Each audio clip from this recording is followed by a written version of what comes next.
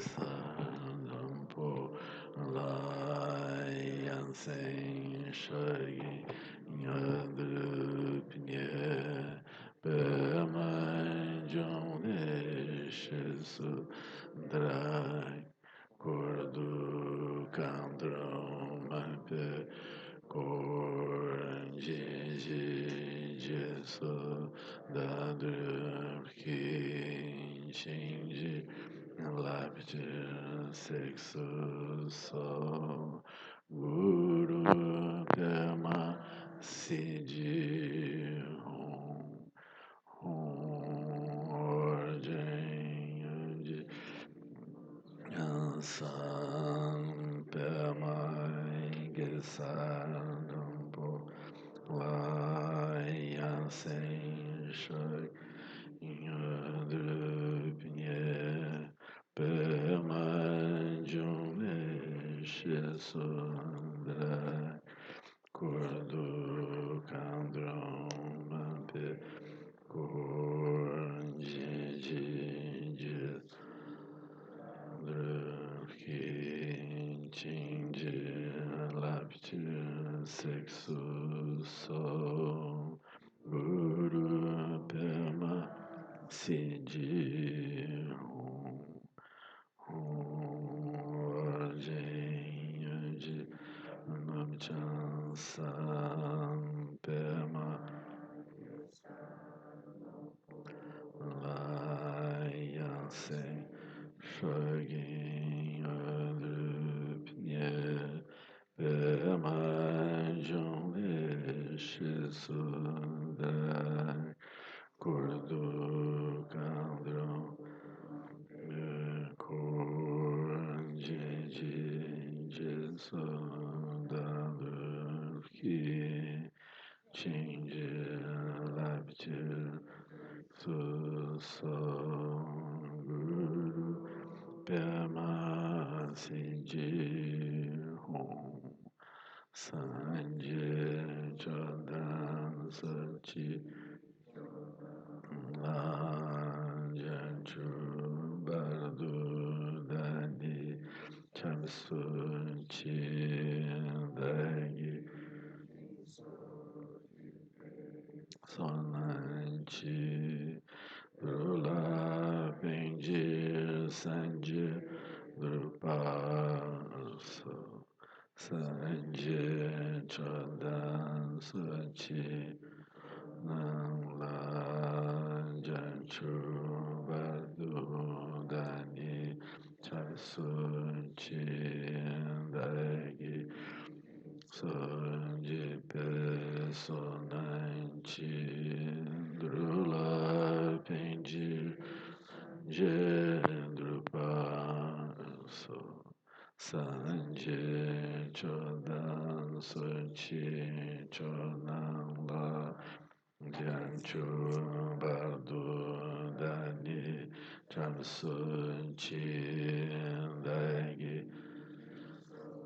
Jipe Sonanchi Drula Penji Sanje Drupa So Om Hum Benza Guru Pema Sidi Hum Om Hum Benza Guru Pema Sidi Hum Om Hum Benza Guru Pema Sidi Hum Om Hum Benza Guru Pema Sidi Hum Om Hum Benza Guru Pema Sidi Hum Om Hum Benza Guru Pema Sidi Hum Om Hum Benza Guru Pema Sidi Hum Benza Guru Pema Sidi Hum Om Hum Benza Guru Pema Sidi Hum Om Hum Benza Guru Pema Sidi Hum Om Hum Benza Guru Pema Sidi Hum Om Hum Benza Guru Pema Sidi Hum Om Hum Benza Guru Pema Sidi Hum Om Hum Benza Guru Pema Sidi Hum Om Hum Benzara Guru Pema Sidi Hum. Om Ha Hum Benzara Guru Pema Sidi Hum. Om Ha Hum Benzara Guru Pema Sidi Hum. Om Ha Hum Benzara Guru Pema Sidi Hum. Om Ha Hum Benzara Guru Pema Sidi Hum. Om Benzara Guru Pema Sidi Hum.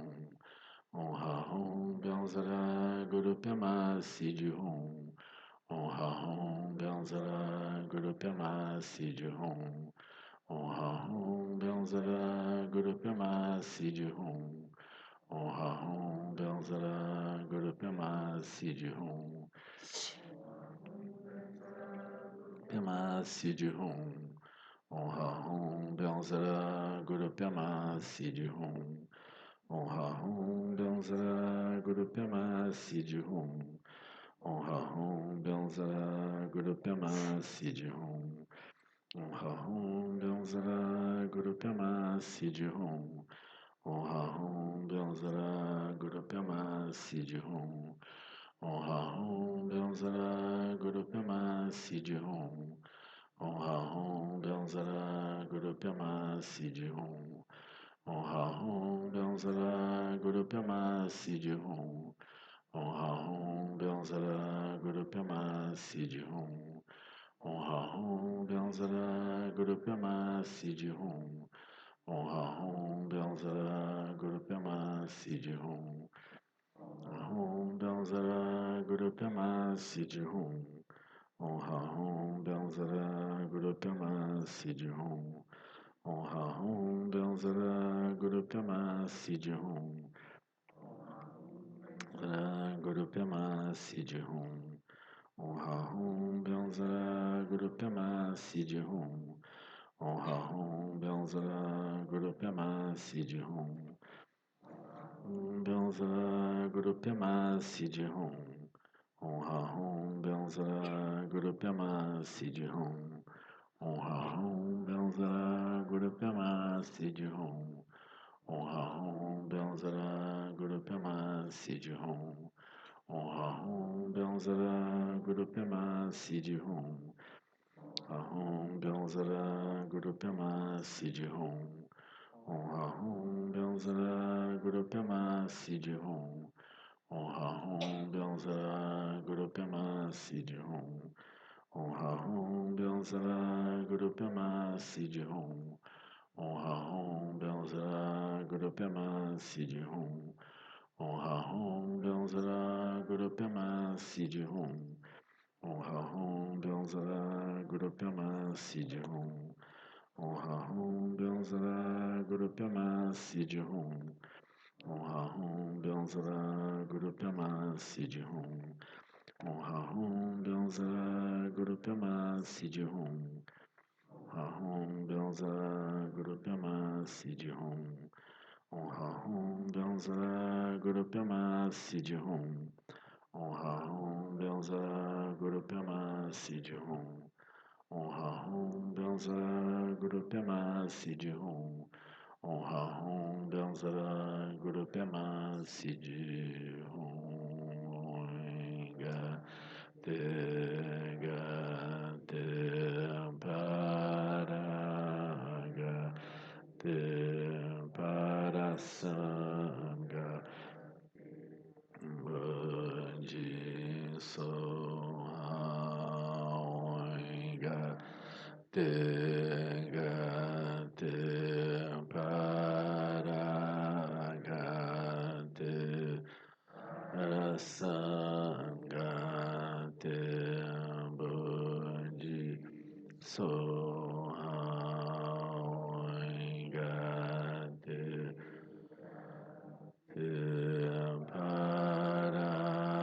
Paragate Parasangate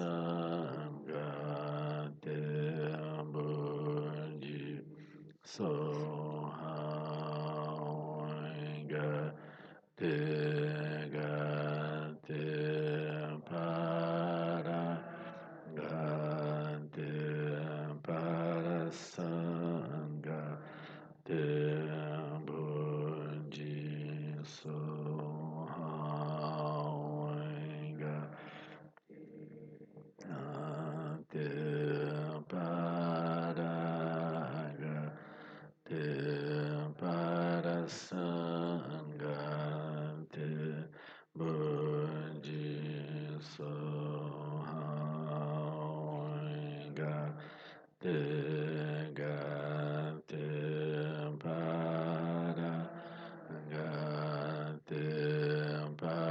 Sangha Tembunji Sohanga Tenga Tempara Tempara Tembunji Sohanga.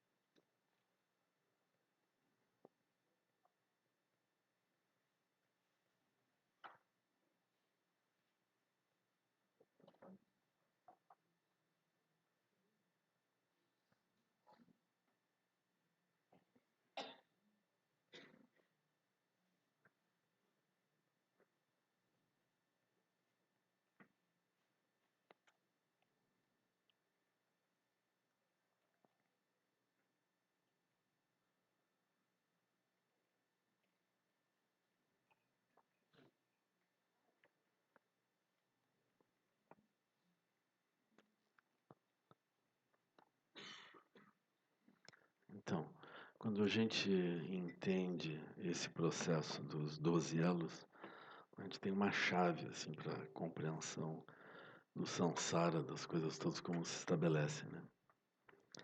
E a gente também pode entender, né, como a gente acompanhando o ensinamento do Buda, a gente vê essa descrição como que o próprio samsara, na forma do surgimento a partir dos 12 elos da originação dependente, isso surge e pode ser visto como parte a parte dependente da construção anterior, né? Então isso é a originação dependente mesmo, assim, do mesmo modo que a gente produz pensamentos com a mente, toma aqueles pensamentos por base e as nossas estruturas mentais anteriores e cria um novo pensamento, uma nova imagem e vai criando realidades, né? Então, do mesmo modo, cada um dos 12 elos serve de base para uma construção subsequente e aquilo vem vindo, assim. E a gente estava olhando qual é a substancialidade dessa construção. A substancialidade da construção é a luminosidade da mente, né? Mas é interessante que essa luminosidade ela produz um movimento, ela produz, aquilo não é apenas uma imaginação, aquilo passa a operar daquele modo, né? Então essa luminosidade ela movimenta alguma coisa, né? Então esse movimento da luminosidade, o que produz uma alteração, um movimento mesmo, nós podemos chamar de energia. Então, energia é um ponto crucial, assim, né? Então, quando, por exemplo, nós queremos entender melhor o karma, a gente precisa entender energia, porque energia ela é o veículo do samsara, ela é a substância do samsara, ela é a substância que aciona o karma, né? O princípio mobilizador do karma. Então, por exemplo, nós fazemos escolhas. Essas escolhas elas não são escolhas que sejam cósmicas, pré-determinadas, mas uma vez que as escolhas estão feitas, elas ficam marcadas quase como com uma facilidade. Então a gente olha, quando a gente encontrar de novo aquilo, o reconhecimento de alguma coisa inclui o movimento de energia correspondente àquilo.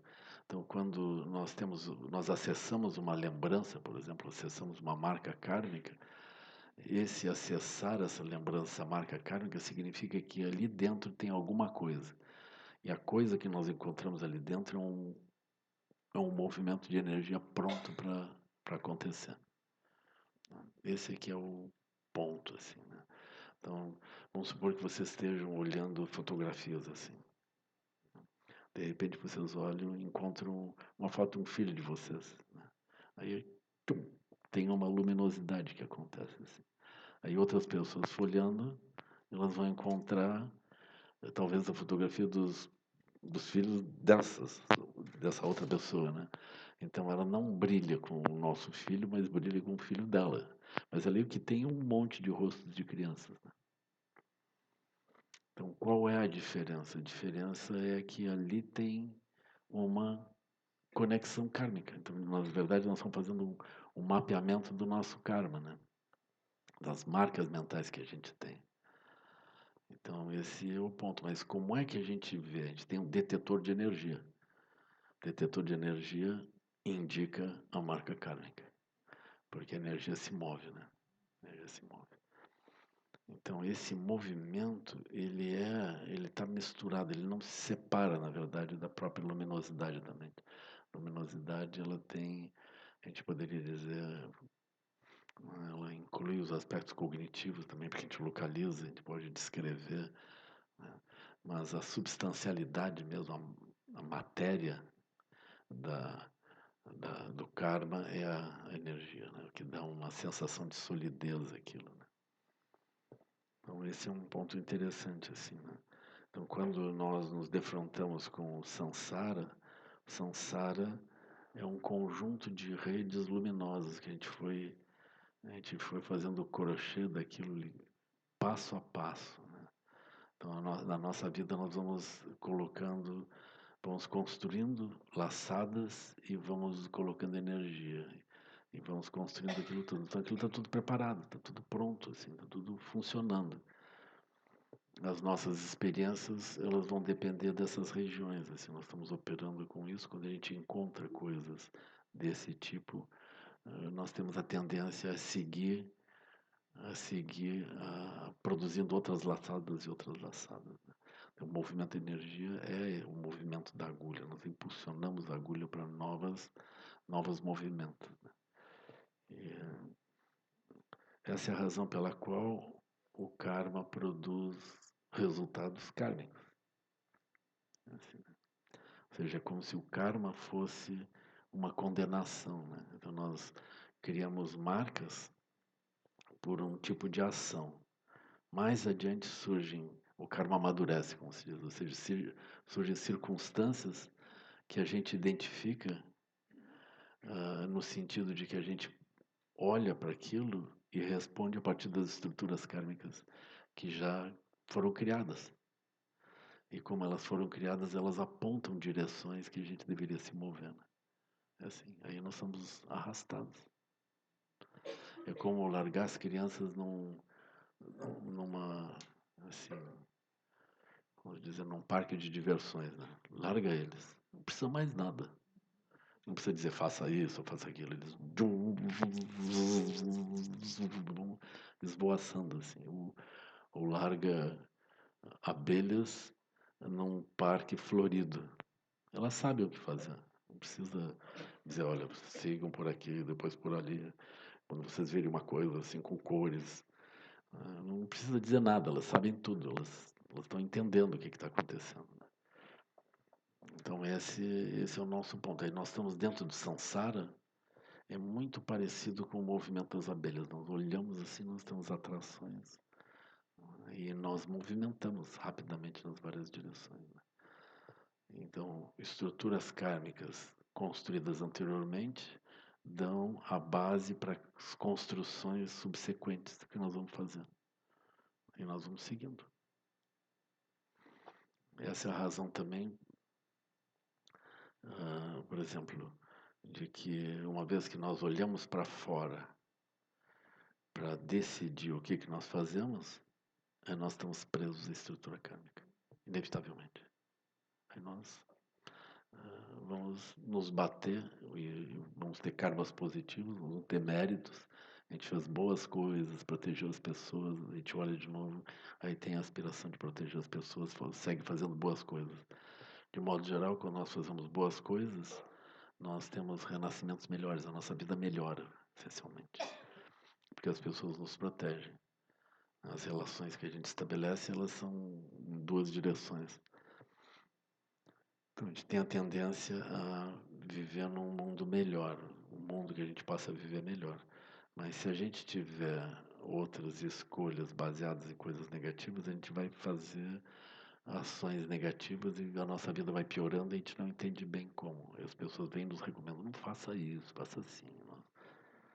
Isso eu vou fazer o que meu coração disser. Eu sou honesto, eu vou lá e faço. Pronto, então tá, tudo bem. Aí a pessoa vai fazendo, ela não olha esse aspecto, ela faz ações negativas e tem muitos obstáculos que surgem disso, né? E isso nós vamos chamar de karma, né? Então nós temos karmas, méritos, e tem esse fenômeno extraordinário, assim, que eu considero que a gente precisa também colocar um pouco de lucidez, encontrar uma linguagem para isso, né? Que é um movimento da energia que fica embutido nessas marcas todas, né? Então, por exemplo, dentro de uma perspectiva assim, de lucidez, quando nós olhamos esse movimento de energia que decorre a partir de marcas mentais anteriores, né, marcas que foram feitas anteriormente, a gente começa a olhar dentro da energia, a gente vê que não tem uma causa para isso. Não tem uma lei universal que nos obrigue a isso. Mas tem um impulso claro. Ah, vamos supor assim, as pessoas, elas são, talvez elas tenham uma característica de atração frente a um certo tipo de outras pessoas. E a gente podia pensar por que nós temos esse tipo de ideal de beleza, por exemplo, se a gente olhar um aspecto de beleza, né? Então as pessoas têm diferentes visões de beleza. Essa, essa noção de beleza ela está associada a um movimento de energia. Aí nós olhamos aquilo, mais ou menos, ou menos. Aí tem outras, oh, sim, sim. Mas aí as pessoas não são unânimes, elas variam. Por que elas não são unânimes? Porque elas têm diferentes marcas mentais, mas o tipo de movimento é semelhante. Só o objeto ele é um pouco diferente. Então, aí nós começamos a olhar, não existe um padrão. É um pouco escandaloso nós, seres cósmicos, termos atrações por seres humanos. Nossa mente é ampla, né? Como é que nós somos atraídos por seres humanos e não por, sei lá, né? A gente poderia olhar as coisas de uma forma muito ampla, mas a gente é atraído por coisas pequenas, assim, né? A gente pode passear no shopping olhando assim, né? Olhando o nosso karma, né? Olhando as vitrines e o nosso karma, estampado nas aparências do que a gente vai olhando assim, né? O melhor é a gente não levar carteira, nem cartão de cheque, nem cartão, a gente só passeia assim. É o jardim do Sansara, olhando assim, olhando. E aí nós, oh, eu não quero esquecer, depois eu volto aqui com dinheiro, aí eu vou comprar aquilo. Aí surgem essas coisas. Por quê? Porque aquele objeto, ele. Oh, acho que minha vida vai melhorar se eu tiver esse movimento assim, né? Então a gente tem essa sensação clara. Mas aquilo tudo é transitório, passageiro, a gente sabe disso, né? A gente sabe disso. Ainda assim aquilo brilha. E a gente tem esse movimento. Mas tem algumas pessoas que brilham para alguma coisa e outras brilham para outras, né? Assim, de modo geral, quando as esposas vão levar os maridos para dentro do shopping, aquilo não dá certo. Porque uns vão parar numa vitrine e outros param em outra, né? Aquilo não tem. Os maridos preferem sentar numa cadeira lá, olhar um celular, que aquilo parece mais interessante, né? Aí as mulheres olham aquilo, que interessante isso, interessante aquilo. Aí elas olham pela família inteira, né? Isso aqui é bom para um, é bom para o outro, é bom para o outro. Elas têm um olhar assim, né? E, agora, se a gente for olhar bem, por exemplo, aqueles objetos, a gente pode até comprar os objetos. Aí, com o tempo, os objetos começam a perder o brilho, assim, mesmo que a gente não produz nada, mas ele vai perdendo a capacidade de sedução, assim, no sentido de movimentar energia. Movimenta menos energia, menos, e ele vai parando, assim, né? Se vocês tiverem o cuidado de guardar aquilo por 30 anos, Quando vocês reencontrarem, vocês, oh, isso aqui, aquilo de novo, né? Quando vocês quiserem botar fora, aí vocês guardem por mais 10 anos, mais 20 anos. Aí vocês encontram aquilo, uau, que coisa incrível. Aí aquilo fica também, vai ganhando outras características, né? Então esse ponto de energia, ele flutua, e a gente não entende bem como é que isso se dá, né? Mas se vocês forem decompondo isso, decompondo até o ponto em que vocês olham para aquilo, se vocês olharem, por exemplo, aí vocês se colocam naquela posição da vacuidade mal-humorada, assim, aí sentem assim, né? Aí decompõem aquilo tudo. Aí aquilo perde o poder, assim, total. Perde o poder total. Aí vocês reinsetam aquilo, deixem aquilo aparecer de novo. Aí vocês vão ver que não tem uma substancialidade. Não é necessário que seja assim. Vocês podem também oscilar. Aí vocês coloquem a consciência e vejam como esse tipo de coisa tem nos aprisionado há muito tempo. Nós perdemos tempo. Aí vocês podem até ter um tipo de aversão por aquilo. A gente pode ir colocando outras disposições mentais e o objeto vai mudando. Por quê? Porque aquele é um movimento de originação dependente. Eu crio com a luminosidade da mente numa certa direção. Então não há aquilo propriamente. Mas essa análise inicial que eu estou fazendo, ela serve de base para uma outra, que eu queria fazer uma pequena extensão. Uma vez que essa construção, né, isso que a gente vê como atração que nos arrasta, nos leva daqui para lá, de lá para cá, é construída por uma luminosidade que então direciona a energia, e nós temos uma liberdade com relação a isso, a gente poderia pensar como isso é construído, né? Aí nós vamos encontrar isso como uma propriedade natural de Dharmata. Então, ou seja, de uma região livre da mente, aquilo pode ser insetado e construído. E, então, essa parte ela é trabalhada nessa contemplação de Dharmata, né? E essa é uma parte super importante porque ela decorre da compreensão da vacuidade, ela se mistura com a compreensão da vacuidade. Ela pode ser vista também dentro dessa parte, por exemplo, forma é vazio, mas vazio é forma, ele produz a forma, né? Cada uma dessas coisas surge desse modo. Então eu começo a ver atrás esse vazio não como um buraco, uma ausência, mas eu passo a ver esse vazio como como Dharmata, de onde então as coisas podem surgir. E desse modo eu começo a ver todos os processos de atração e todas as construções, todas as teias e tudo que é criado como ah, uma manifestação complexa, ampla, luminosa de Dharmata.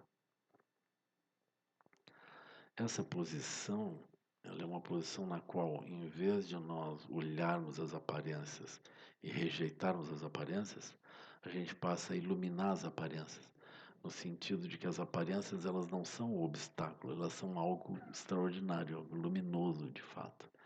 Então a nossa contemplação ela deixa de ser uma contemplação adversarial, né? Isso é samsara, isso é karma, isso é o problema, e nós passamos a olhar aquilo como uma expressão direta dessa natureza primordial. Então, no fato mesmo das ações comuns, nós passamos a ver o aspecto extraordinário. E, incluindo a energia, incluindo naturalmente o aspecto luminoso, né? E, os tibetanos, eles, especialmente os tibetanos, isso na verdade tem uma origem na Índia, né? Mas eles vão usar a expressão Vajradakini para isso. Então essa expressão é super importante assim porque Vajradakini significa algo profundamente atraente. Então como essa atração que dentro de uma perspectiva é aquilo que nos derruba, como que essa atração ela termina sendo o que é o movimento do próprio karma, como que essa atração ela se torna o processo pelo qual todas as aparências vão sendo iluminadas. E o processo esse é o fato de que nós reconhecemos que a atração é resultado da ação direta desse aspecto luminoso da mente, que é o próprio Dharmata. Então, quando as aparências elas começam a brilhar, seja como for, nós vemos isso, né? Esse ponto ele também ele tem uma importância grande porque Vajradakini não é uma pode ser expressa como aparência humana, mas não é antropomórfica. Todos os seres têm esse movimento, né? Todos eles têm. Então a gente poderia dizer que, num certo sentido, Vajradakini é a fundação do Sansara.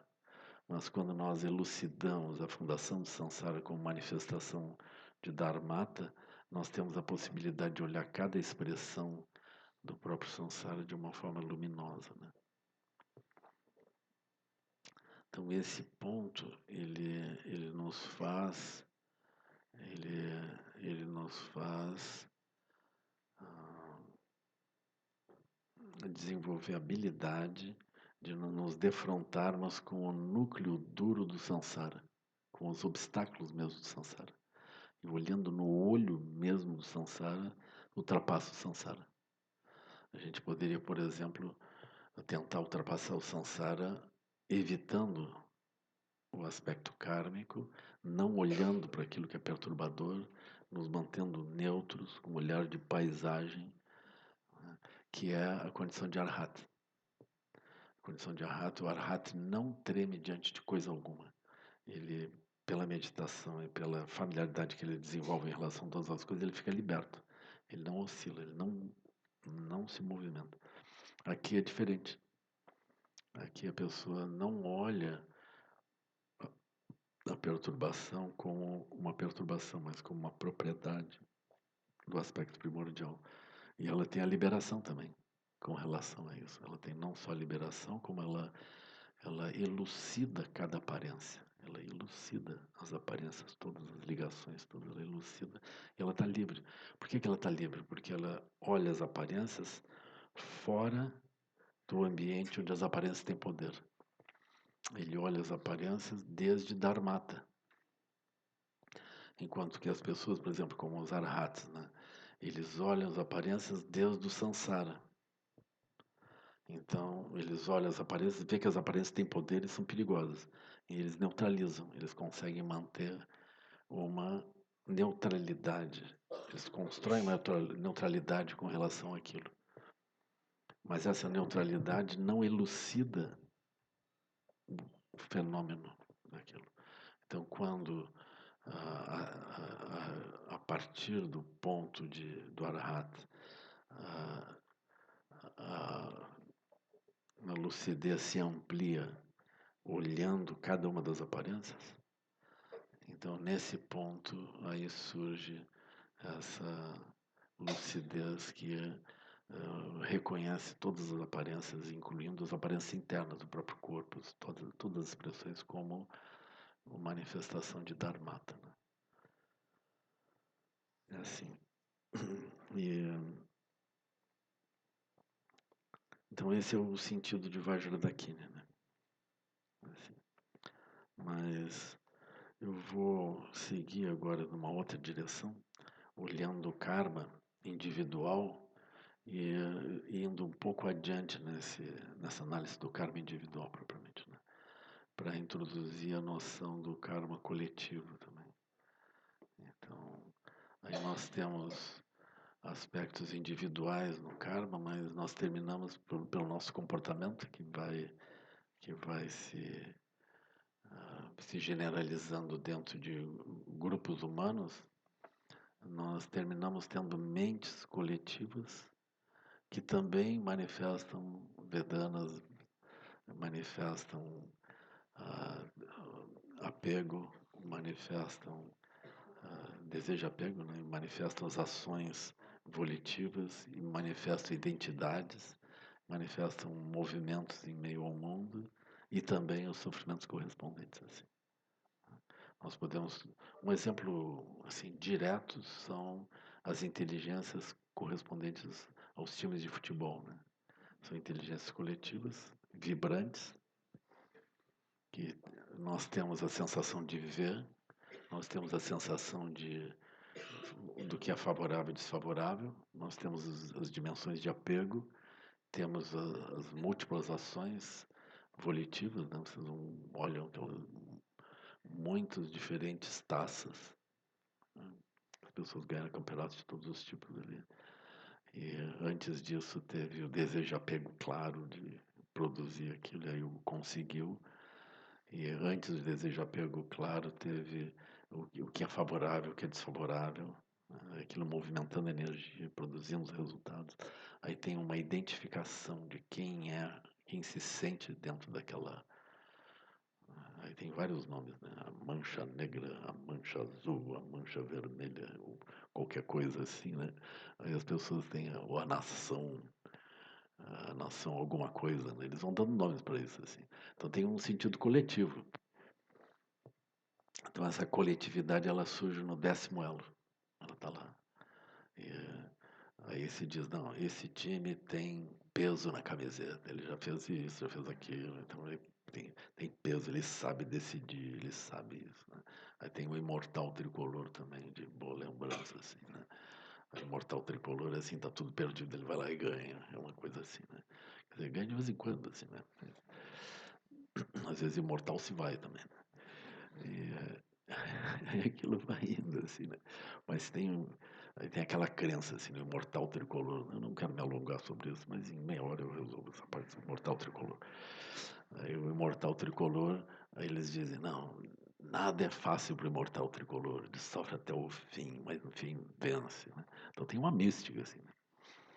Aí essa mística, ela sustenta Jet, sustenta a vida no meio daquilo, né? As pessoas compram camisetas, movimentam dinheiro. Uma camiseta, R$ 260, assim, uma camisetazinha, uma camiseta de ouro, né? Claro, naturalmente, né? E aí a pessoa, ela se sente dentro de uma inteligência coletiva. Essa inteligência coletiva, ela está ali, pessoal. Ela está ali. É viva.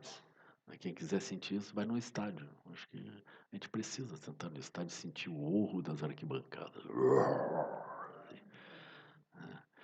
Então, aquilo é uma nação assim que se levanta, né? Fantástico, maravilhoso. E aí, junto com isso, tem as mortes, né? Tem as mortes. Aí, desclassificado de tal campeonato, desclassificado daquele outro, aí desclassificado do outro. Aí, enfim, aquilo está tudo perdido. Aí tem o nosso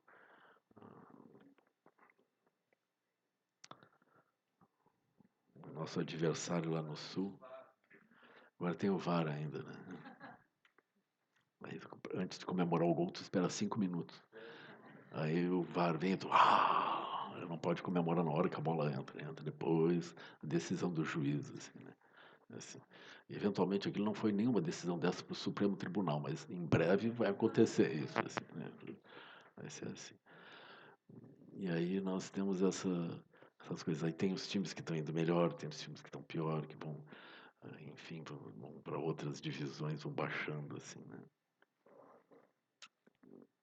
O Grêmio já foi campeão das várias divisões, então isso é um mérito, assim, né? Assim, eu acho que o Vasco também, né? Vasco, eu não sei se o Botafogo também, mas eu acho que provavelmente assim, né? Como? É, fica lá embaixo, né? Madureira, não sei se existe ainda. A portuguesa, tinha uma portuguesa aqui no Rio, né? Era muito pequeno, mas eu me lembro quando eu era jovem, assim, eu via a portuguesa, foi jogar em Rio Grande, lá com o Esporte Clube Rio Grande. Foi um jogo e tanto.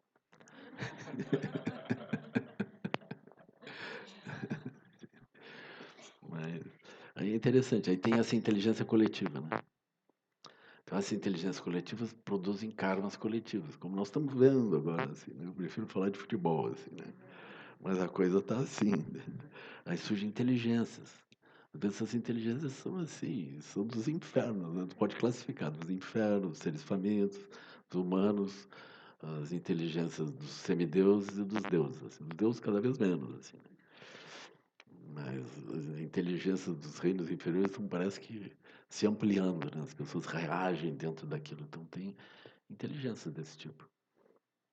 E a gente poderia dizer que a inteligência ligada aos reinos dos seres famintos está destruindo o planeta. Nós estamos devorando o planeta inteiro, assim. Nós estamos transformando tudo que a gente consegue em montanhas de lixo em alguns lugares, assim, né?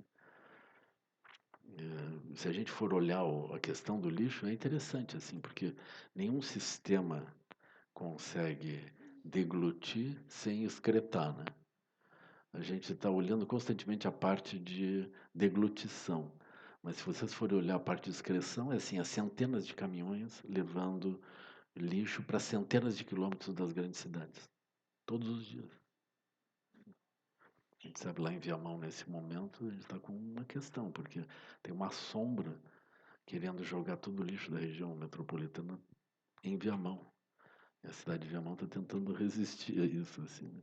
Aí calcula a quantidade, as estradas vão ficar cheias de caminhões constantemente trafegando só para transportar o lixo da região metropolitana toda. Assim, centenas de caminhões por dia. Então é um ponto interessante, mas isso é uma inteligência coletiva, né? Nós estamos num processo muito curioso, assim, né? Porque nós estamos constituindo seres e nós estamos virando células de seres dentro de ambientes, assim. E aí tem o sistema de alimentação e excreção, tudo isso fluindo. E a destruição ao redor correspondente, né? Então nós temos essa dimensão de karma a nível social e ambiental, é inevitável, né?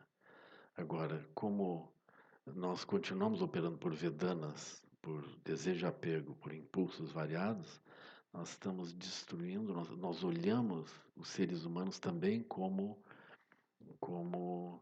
recursos, né? Então esse é um ponto assim muito comovente, né? Porque nós avançamos em cima das culturas, avançamos sobre as pessoas e quem puder se salvar se salva, senão essa máquina lá vai devorando, não vai sobrando coisa alguma, assim. Então é natural, por exemplo, esse processo de Vedana, Trishna, né? Esse processo devorador, ele não olha com compaixão, né? A palavra compaixão ela não se coloca dentro disso. Vocês olham os 12 elos da originação dependente, não tem a palavra compaixão, nem amor, nem alegria, equanimidade, generosidade, moralidade, paz, energia constante, concentração, sabedoria. Nenhuma dessas palavras tem qualquer forma de tu encaixar dentro dos 12 elos. 12 elos é um processo devorador, é um processo, é um impulso que ocorre, né? A energia, ela opera toda na dependência de Vedana. Então, nós estamos numa situação difícil, assim, né? Então, isso produz uma crise social também, né? Então, é de esperar que essa crise social e ambiental, que elas são inseparáveis, elas se ampliem, assim. Então, nesse tempo, nós estamos assim.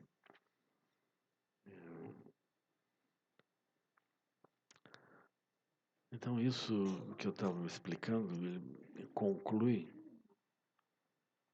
a análise da primeira nobre verdade, segunda nobre verdade, né? E o tema da terceira nobre verdade, ele é incluído de uma forma simples, né? Na medida em que todas essas construções, elas são construções luminosas a partir de energia, nós podemos construir em outras direções. Quando a gente diz assim, fica, será que sim, será que não? Mas em Sua Santidade Dalai Lama ele diz, o mundo ele não é sustentado pela economia. A economia seria o processo usual do samsara dos 12 anos. Mas o mundo é sustentado pela compaixão, né? A gente diz, pá, essa é pesada, assim, né? Não parece real, né? Mas o Dalai Lama ele explica que cada um de nós, na verdade, ele está aqui onde está agora que nós, porque alguém nos cuidou a fundo perdido, sem olho econômico, manifestou compaixão, amor, alegria, equanimidade, generosidade, moralidade, etc. Manifestou as qualidades elevadas. Esse é o ponto, assim. Então esse processo assim agressivo, ele não é o único processo. Ele na verdade é como se fosse uma perturbação em algum lugar, assim, né? Ele vai estabelecendo samsara, mas tem uma generosidade, tem um nível de compaixão e amor que permite que a continuidade da existência se dê.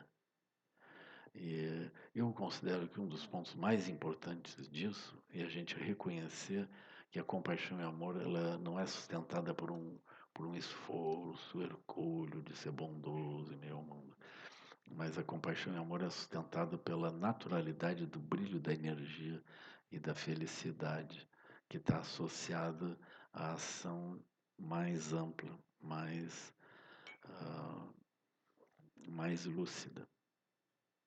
Dentro da perspectiva dos 12 elos, onde nós começamos a ficar aprisionados e construir essas estruturas todas, dentro dessa estrutura dos 12 elos, a nossa energia se move por Vedana, pela visão externa, enquanto que as estruturas de compaixão, amor, alegria, equanimidade, etc., elas se movem uma, por um acionamento interno e não pelo acionamento externo propriamente. Então vamos supor, a gente tem um bebê pequeno que começa a gritar. O acionamento externo é tentar devolver, não sei de onde é que ele veio, manda de volta, que está com defeito aqui. Né? Mas o acionamento interno, a pessoa para assim e tenta ver o que está acontecendo. Então ela olha por dentro. Ela está vendo aquele grito, mas ela está trocando os referenciais internos e procurando internamente como que é aquilo. Aí quando ela encontra, ela vai ali, troca a fralda. Né? É muito comum isso, né? Por exemplo, a criança está com algum tipo de ardência na pele, né? Ela está com alguma coisa. Quando ela urina, a acidez ataca aquilo, a criança grita. Assim. Aí tu vai ali, lava aquilo direitinho, assim, pronto. Já tá aquele bebê. Aí tu passa um óleozinho, uma pomadinha hipoglosa, assim. Né? E tum, bota uma fraldinha, aquece assim. Aí olha, a criança já tá assim. Né? Aí tu alimenta, pronto. Tá aquele bebê de bochecha vermelha, bonito, assim. Aí nós estamos felizes. Felizes porque a gente comeu a maçã, porque a gente comeu isso, aquilo. Não, porque o bebê comeu. Então, isso não está descrito, esse processo não está descrito pelos 12 elos. Não cabe nos 12 elos. 12 elos, assim, eu olho, não gosto disso, tiro isso daqui. É assim. Ou gosto, então eu quero. Esse é o ponto. Mas aí tem alguém que olha de forma mais aberta, mais inteligente. Olha com uma inteligência mais ampla. Né? Então, essa inteligência mais ampla é que, enfim, sustenta o mundo. E não a inteligência estreita. Né? Aí essa inteligência mais ampla ela pode ser ampliada mais e mais e mais. Esse é o ponto. Então, nesse momento, nós estamos nessa encruzilhada aqui. Né? Então, nós estamos mantendo comportamentos que são agressivos, são aquisitivos, são expansivos de modo constante. E as pessoas estão tristes. Por quê? Porque elas vão perdendo essa outra dimensão de compaixão, amor, alegria, equanimidade, generosidade, etc. Elas vão perdendo. Então é paradoxal. As pessoas têm mais do que nunca tiveram, mas ao mesmo tempo nós encontramos mais perturbações mentais, mais violência, mais uma série de coisas que podem surgir como se fossem doenças epidêmicas. E essas doenças epidêmicas a nível psi, elas ficam de dificuldade de... Nós temos dificuldade de entender por quê. Aí vem uma mãe ou uma avó e diz, não, eu lavava tudo à mão, cozinhava em fogão, não sei do que, e fazia isso, tinha que fazer isso, e cuidar disso, cuidar daquilo. Você está com tudo resolvido, está com uma cara horrível, porque o que é isso? Você está em crise, nunca passei por isso. Então tem essas outras coisas assim, né? E as pessoas excessivamente ocupadas, né? Porque, enfim, ah, é difícil viver numa cidade que demanda constantemente, né? A cidade, ela demanda de fato. Então a pessoa ela tem que se virar, senão ela não consegue viver naquele lugar, ela é expulsa daquele lugar. E,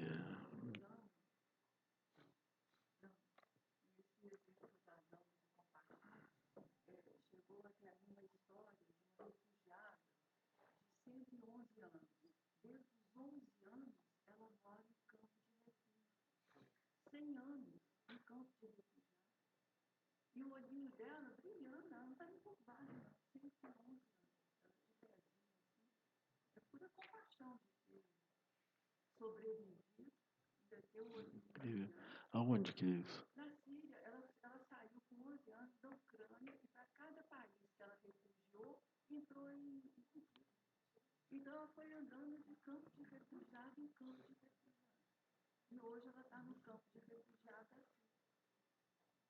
Ela é refugiada da Primeira Guerra Mundial ainda, daquelas regiões.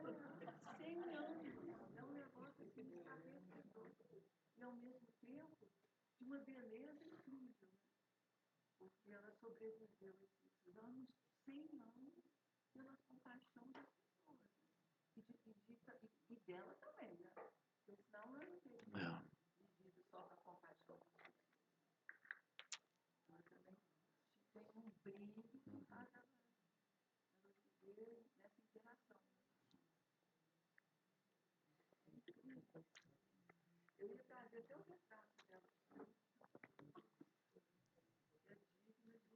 Sim.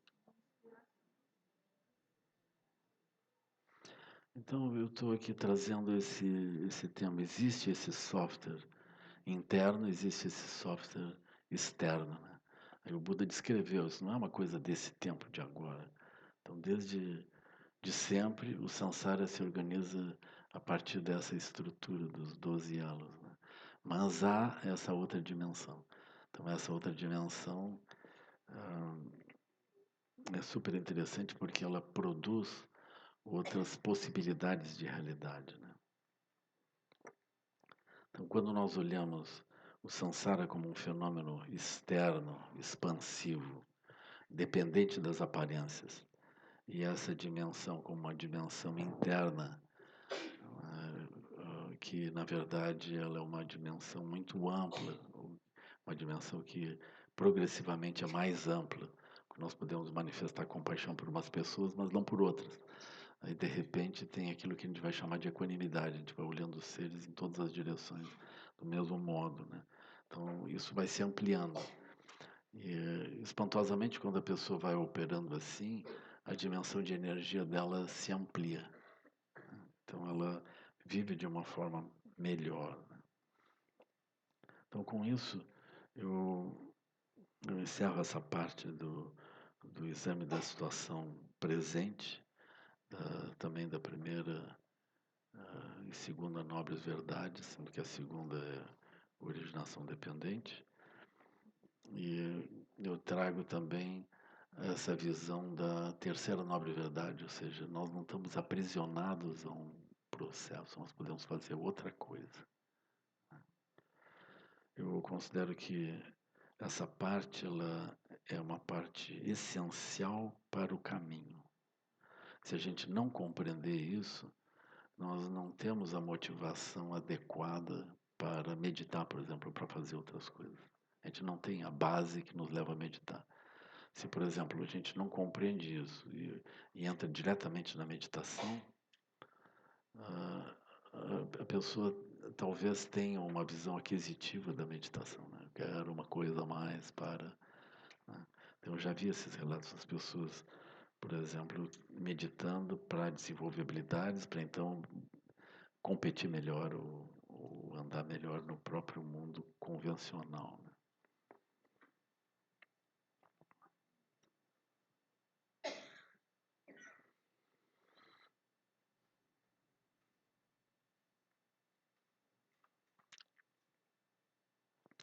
Então, tendo entendido essa parte da situação presente, a gente poderia agora pensar o que a gente faz, né? O que a gente faz?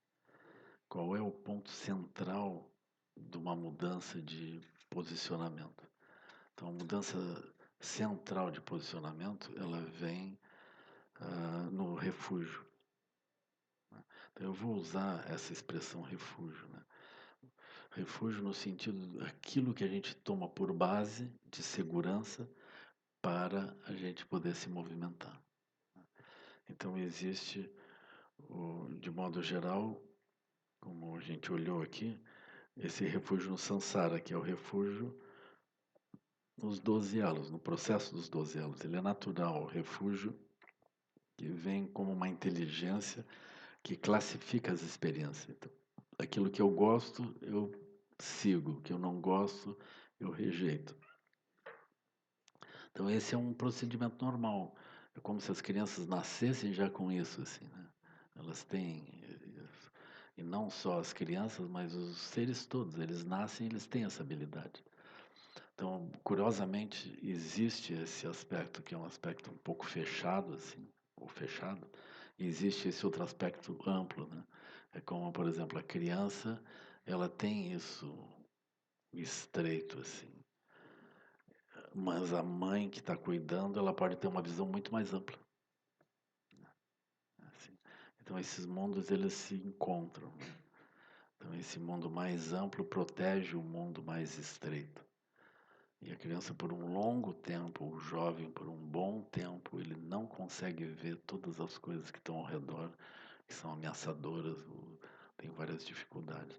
E aí tem muitas diferentes pessoas sempre olhando e protegendo para que aquilo não dê problema, né? É muito espantoso isso, assim. Nós somos super cuidados por um longo tempo, né? E num certo sentido, por exemplo, o Buda aparece para ajudar os seres humanos, né? O Buda aparece. Então não bastam as mães, não bastam os pais, não bastam os professores. Aí o Buda vem e lá ainda vem trazer os ensinamentos para ver que aquele conjunto todo de pessoas, ele não tem a sabedoria de como sair fora disso. Não tem nem a linguagem, nem as palavras, nem a compreensão. Não tem nenhuma estrutura dentro da sociedade humana que sustente ensinamentos que mostram coisas mais amplas. Nós temos formações de todos os tipos para nos tornarmos mais agressivos, mais rápidos, mais competitivos, mas a gente não tem essas estruturas. E quando as epidemias de aflições começam a surgir, a gente está desequipado de como andar no meio disso. Assim, né? Se vocês olharem os programas de governo, todos eles são programas expansivos. Né? Expansivos no sentido mais estreito. Assim, porque eles terminam filtrando tudo para a economia e a economia é filtrada para o ideal de crescimento da economia, ou seja, expansão do processo. Não tem um aspecto crítico propriamente do processo. Essencialmente, nós precisamos seguir expandindo. Essa é a ideia. Fora da expansão, não há salvação. Né? É assim. Então, os programas de governo, todos eles estão ligados à expansão. Então, isso é essencialmente samsara, né? Samsara. Aí nós estamos dentro do planeta finito, está todo mundo sabendo que não tem como expandir sempre, já está visível. Aí os programas são de expansão. Por outro lado, nós temos essa visão mais ampla, que a gente poderia imaginar que é uma visão espiritual, uma visão de algum outro planeta, alguma outra galáxia, mas não, aqui mesmo, dentro aqui, isso já está operando. Nós temos exemplos disso. Então, isso está ligado a essas qualidades mais amplas que vão incluir a compaixão. Né? Então, nós podemos tomar refúgio nas coisas estreitas do samsara, de tomar refúgio em atender os impulsos que brotarem em nós a qualquer custo, buscar os meios para poder efetivamente impor os impulsos que brotam em nós a qualquer custo e aumentar as ações nossas a qualquer custo. Isso é essencialmente o samsara. ou nós podemos olhar internamente essas várias questões, desenvolver as qualidades incomensuráveis e desenvolver lucidez sobre a multiplicidade das coisas. Quando nós desenvolvemos esse aspecto, aí a nossa energia brilha. Quando nós estamos por dentro do samsara, a nossa energia está sempre dependente das coisas, então ela surge um pouco e afunda, surge um pouco e afunda, surge um pouco e afunda. A própria circunstância do samsara, ela é como se fosse um pouco depressiva, porque se a gente parar dentro do samsara, o samsara ele produz algumas regiões que têm algum nível de atração, mas de modo geral ele, ele não tem essa capacidade. Então nós precisamos de coisas brilhantes, coisas que nos seduzam de novo e de novo. Ele está sempre atrás de alguma coisa nova que produz um nível de sedução. Se não tiver aquilo, aí o samsara não vale a pena. Mas não havendo nada no samsara, a gente pensa, bom, não tem nada para fazer, essa vida é isso. Essa vida não tem graça nenhuma. Assim. Eu acho interessante a gente olhar os povos que vivem sem uma sociedade de consumo. Né? Eles vivem no mesmo ambiente, geração após geração. A gente pode dizer que está todo mundo deprimido. Mas não é. É uma outra coisa. Eles, por exemplo, eles estão dentro de uma dimensão que não só eles podem manifestar compaixão, uma compaixão que frequentemente ela não tem nem o sentido de compaixão, ela não se descreve como compaixão. Né? Quando, por exemplo, as pessoas trabalham com a noção de Tupambaé, elas trabalham fora da noção de que eles são felizes porque eles conseguiram alguma coisa para eles. Eles ficam felizes em propiciar para todos. Então a noção de propriedade privada ela fica estranha, muito estranha. Porque a alegria da pessoa é tipo pai e mãe, né? Os pais e mães, eu acho que eles se alegram muito mais em oferecer aquilo do que o que eles compram para eles. Então esse sentido ele existe para nós. Então os grupos eles começam eles se contemplam desse modo, eles veem uma natural abundância da natureza. A natureza é super generosa. Assim. Eles vêm, eles se sentem realmente num ambiente muito favorável. Assim. Mas para isso é necessário um olho mais amplo.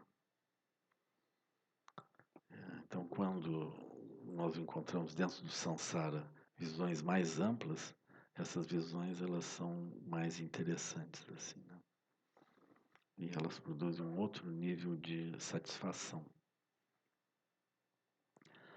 Então, olhando esse ponto, tentando localizar as questões centrais, a gente vai reconhecer isso, né? Como o Buda diz, existe um caminho externalizador, que é o caminho do samsara, existe um caminho internalizador. Então, isso seria a análise do ponto central. Quando nós olhamos, por exemplo, então, se eu tomar esse referencial, qual seria o caminho na sequência? Qual é o caminho que eu vou seguir? O caminho, ele, mesmo na forma como o Buda explica, o caminho é desenvolver a visão, ou seja, desenvolver uma capacidade de reconhecer de forma mais ampla as coisas. Né? E, na sequência, contemplar em todas as direções a partir dessa visão mais ampla. E exercer as ações a partir da experiência da contemplação e da visão. Assim. Que é exatamente o ensinamento de Gravidord. Né? Visão, meditação e ação. Assim. Então, o caminho ele vai se manifestar desse modo. Então a gente poderia pensar, bom, na tradição Pali, o Buda, primeiro, ele convida as pessoas para meditar, ele vai estabelecer um isolamento do mundo a partir da meditação. Mas o Buda não vai fazer isso. O Buda, no caminho Pali, ele vai convidar as pessoas a olhar de forma mais lúcida. Ele vai falar sobre a primeira nova verdade, a segunda nova verdade. Aí o aspecto de Bhavana, ele está bem adiante lá dentro do caminho. Primeiro as pessoas vão compreendendo tudo. E ele convida as pessoas para a contemplar as realidades a partir dessas experiências de, de lucidez. Então, ele vai desenvolvendo esse aspecto de lucidez como primeira nova verdade, segunda nova verdade. Aí nós vamos contemplando isso. A partir disso, a mente vai se reposicionando. E a partir desse reposicionamento, a meditação começa a funcionar.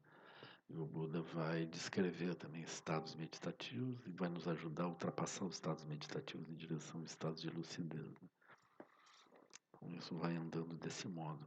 Mas o caminho é visão, meditação e ação. Agora, isso colocado, esse tema de visão, meditação e ação, ele une desde da posição do Buda histórico, né, Buda Sakyamuni, até os ensinamentos de Galabdorji, que são os ensinamentos de Dzogchen no Tibete. Né? Está sempre, essa é a estética. Né? Se vocês olharem os 21 itens, também nós vamos trabalhar desse modo. Se a gente olhar o texto Iluminação da Sabedoria Primordial, que é a base da estrutura temática que a gente utiliza aqui, original aqui no SEB, nós vamos encontrar essa estrutura também repousando sobre visão, meditação e ação. Né? Se vocês olharem os ensinamentos do John Limpa também, visão, meditação e ação. É isso. Os ensinamentos do Zen, eles têm uma outra estrutura, assim, né? Tem uma outra estrutura. Mas no fim a gente também pode converter desse modo, porque ele tem uma estrutura complexa, porque eles se misturam com o modo de vida das pessoas. Então, como é uma estrutura monástica, né? Então, a vida monástica ela vai oferecendo os vários tipos de oportunidades de desenvolver visão, meditação e ação. Né?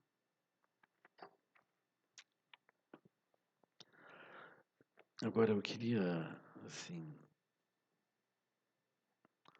indo adiante dessa parte, eu queria examinar o que nós estamos vendo nesse tempo de agora. Né? Porque a cada época os seres humanos e a estrutura do samsara ela muda um pouco. E a forma como nós estamos vendo o samsara hoje, ela nos convida a um tipo de abordagem. E a gente precisaria entender que o tipo de abordagem agora tem uma possibilidade de responder ao fato de que o mundo, como nós estamos vivendo, ele, ele é um mundo virtual. Né? Se a gente comparar com o mundo na época do Buda, como as pessoas sentiam, elas sentiam um mundo muito tradicional. Por quê? Porque elas estavam na dependência dos rios, das montanhas, das estações do ano, da colheita, das sementes, do mercado e das vidas. Aquilo estava aparentemente muito parado, né? Muito igual. Então, geração após geração, as pessoas operavam daquele modo. Isso terminou fazendo surgir na Índia mesmo as estruturas de castas, né? E, com os problemas naturalmente associados a isso, né? Mas as estruturas de castas elas terminam se consolidando, elas vão consolidando visões assim, e os pais vão passando para os filhos a sua própria habilidade e aquilo vai mantendo as próprias castas daquele modo, né? Mas o tempo que nós estamos vivendo agora é um tempo de luminosidade, né? No sentido de que nós somos convidados por dentro do Sansara para imaginar outras coisas, para construir outros mundos, fazer outras coisas. Então, o mundo dos nossos pais era muito diferente, assim, realmente muito diferente do nosso mundo, né? Qualquer pessoa que viveu um pouco mais pode dizer, olha, na primeira parte da minha vida o mundo era de um jeito, na segunda parte era de outro jeito. O mundo segue mudando muito aceleradamente, né? Então, as perspectivas, as visões, as possibilidades, ela vai mudando constantemente, assim, né? Então fica mais fácil para nós entendermos que os mundos são construídos, que eles são virtuais. E agora mesmo nós temos muitas diferentes perspectivas outras realidades surgindo. Constantemente vem alguém e diz agora tal coisa. E nós, uau, será que nós estamos indo nessa direção? Então a gente vê essa mobilidade, né? Então é mais fácil a gente compreender o aspecto de virtualidade da vida e das realidades, né? A gente não está mais acreditando que as coisas são assim ou devam ser assim por um tempo longo. Isso se reflete ainda no trabalho dos jovens, né? No trabalho das pessoas em geral. Então é comum a pessoa trabalhar um tempo numa coisa, mas ela não quer ficar o tempo todo ali. Ela gostaria de se recriar numa outra forma e funcionar de um outro jeito, num outro lugar mais adiante. Então as pessoas estão menos propensas a imaginar, bom, nessa vida eu vou fazer tal coisa, né? Eu vou ser funcionário público. Nessa vida eu vou ser funcionário do Banco do Brasil, né? A pessoa fica contando, só faltam 15 anos para me aposentar. Assim, né? A pessoa fica contando mês a mês, ano a ano, que ela quer se livrar daquilo. Ela não se sente assim. Então houve um tempo que as pessoas tinham orgulho daquilo, né? Eu isso, eu aquilo, né? Assim, então mesmo os professores universitários e também as pessoas eventualmente querem fazer outras coisas. Os profissionais de várias áreas é muito comum isso. A pessoa quer, enfim, fazer uma outra coisa, reinventar a sua vida, né? Então isso traz uma noção de virtualidade. Nós somos convidados a pensar que outras coisas a gente poderia fazer, como que a gente poderia reinventar as coisas. Então é um tempo de luminosidade, um tempo da sílaba A. Ou seja, todos nós estamos sabendo como produzir coisas na mente e manifestar aquilo do lado de fora, fazer outras realidades surgirem. E a gente faz isso e ri daquilo, e se alegra e vai seguindo. Então esse é um tempo super interessante, né? É como se a gente também não pudesse esperar das pessoas que as pessoas então se acalmassem, fizessem uma prática bem regular, bem calma, toda igualzinha, dia depois do outro, não sei como é que tem sido, né? Aqui no Rio, não sei, eu acho que o pessoal é tudo assim, né? É, então, parece que isso não é possível. As pessoas de vez em quando têm ideias, agora eu vou, não sei para o que, não sei bem o que, assim. Aí elas fazem. E, então, esse tempo da luminosidade é um tempo interessante, né? Onde a gente se vê construindo realidades. Ah, isso nos ajuda, então, a trabalhar com a noção de vacuidade. Fica mais fácil, né? Fica mais fácil a gente entender forma é vazio, vazio é forma. Né? Fica mais fácil entender que de uma liberdade nós podemos construir formas, mas essas formas não são fixas. Né? Fica mais fácil entender isso. Fica mais fácil entender que as sensações elas podem mudar. Né? E nós construímos as sensações de um certo jeito e elas não são sólidas. Né? Então a gente pode pensar, os Vedanas, eles gostam de uma coisa, daqui a pouco nós estamos descartando aquilo, pessoal. Como é que é? O Vedana é sério ou não é? A Vedana não é sério. Então, forma, Rupa, Vedana, Samjana, Sanskara, Vijnana, tudo isso flutuando. Mesmo as nossas opiniões, nossas ideias sobre as coisas, né? Elas flutuam. Agora, nesses tempos de.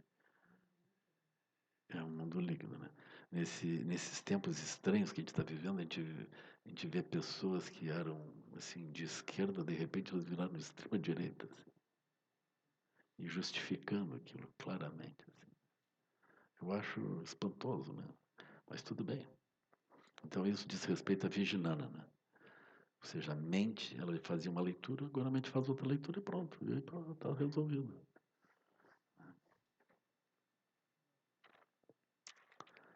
E, então isso diz respeito a essa luminosidade, né? Então nós temos uma virtualidade. Essa virtualidade, ela dialoga melhor com a noção de vazio. Então é mais fácil. Mas, por outro lado, essa virtualidade ela não está produzindo felicidade propriamente, né? Então nós temos dores variadas no meio disso tudo. Mas a gente é mais propenso a procurar as dores não como uma fatalidade, né, não como uma lei externa, que é como um destino que nos obriga a passar por dificuldades. Mas nós temos uma posição de tentar investigar e olhar por que aquilo está acontecendo. Então isso é favorável também. Eu acredito que nós vamos unindo a visão da ciência, né? Vamos unindo isso com a própria noção da luminosidade das coisas. E isso abre uma perspectiva interessante de diálogo com a noção de vacuidade. E aqui a noção de vacuidade a gente entra pelos 5 skandhas, que é um processo que o Buda introduziu, assim, né? Mesmo dentro da tradição Pali, ele estava lá olhando a vacuidade dos 5 skandhas. Então a gente está nesse tempo, nesse ponto. Então nós temos visão, a gente pode descortinar a visão sobre essas coisas, e essa visão começa a dar sentido a isso tudo. Eu acredito que o budismo tem uma função super importante nesse tempo, né? Eu não tenho tido a oportunidade de, dentro do bloco 1, examinar outras possibilidades. Eu não excluo outras possibilidades, né? Mas eu acredito que essa análise, que eu até não tiraria como uma propriedade do budismo, é uma visão da realidade, uma visão profunda da realidade, que é trazida dentro do budismo, né? Essa visão de realidade, ela também está, por exemplo, na tradição Dzogchen, né? Sendo que a tradição Dzogchen, ela pode aspirar ou pretender ser uma tradição própria, que não necessariamente budista. Então nós vamos encontrar o Dzogchen, o budismo trazendo o Dzogchen. Nós vamos encontrar a tradição Dzogchen dentro do Bon. Então o Bon, ele vai falar muito igual a isso tudo. Só que, em princípio, o Bon se coloca assim, 20 mil anos antes, a origem do Bon. Então esses aspectos, eles são aspectos interessantes, né? Porque a verdade das coisas, ela não pertence a uma tradição. A verdade das coisas está nas coisas. Mas as tradições, elas podem trazer isso, né? Mas eu, quando olho em volta assim, não me parece que eu encontre isso em outras fontes, né? Então eu vejo isso como uma chama delicada, assim, no meio do sopro tumultuado do samsara. Eu vejo como uma chama delicada. Mas eu acho que essa chama delicada que é o budismo, que traz esses ensinamentos, é uma chama delicada não apenas nesse tempo, ela sempre foi uma chama delicada nos vários tempos, assim. Ela sobreviveu, né, e segue andando. E talvez nesse tempo ela tenha uma importância muito grande, porque ah, tudo aquilo que a gente chama de tradição fica um pouco abalada num tempo de mobilidade intensa, né? Eu acho estranho, assim, a gente, nesse momento, tentar se referir a tradições reveladas de muito tempo atrás, onde as pessoas tinham outras percepções de realidade. Tem que fazer uma leitura muito profunda. E, e eu acho que as pessoas que vão se fixando a visões que são colocadas e onde ah,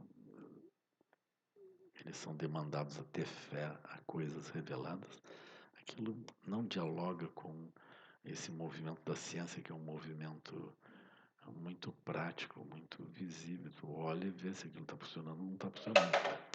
Enquanto que o pensamento budista, ele dialoga bem com isso. Aí tu olha e vê se está funcionando ou não está funcionando e vê.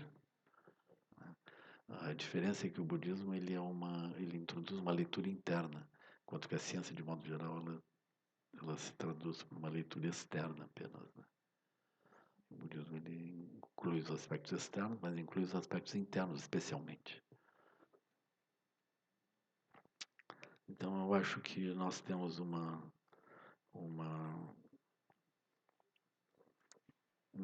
como se fosse uma oportunidade extraordinária, assim, né? Eu acho que o budismo ele vai se tornar muito importante.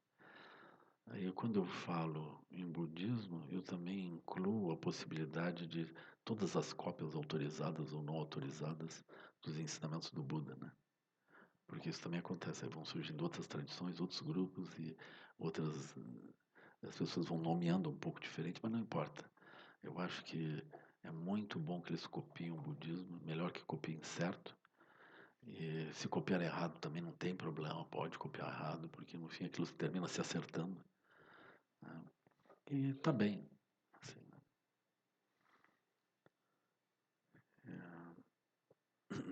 Eu acho que o budismo, nesse tempo, ele poderia funcionar assim, tipo software livre, sabe?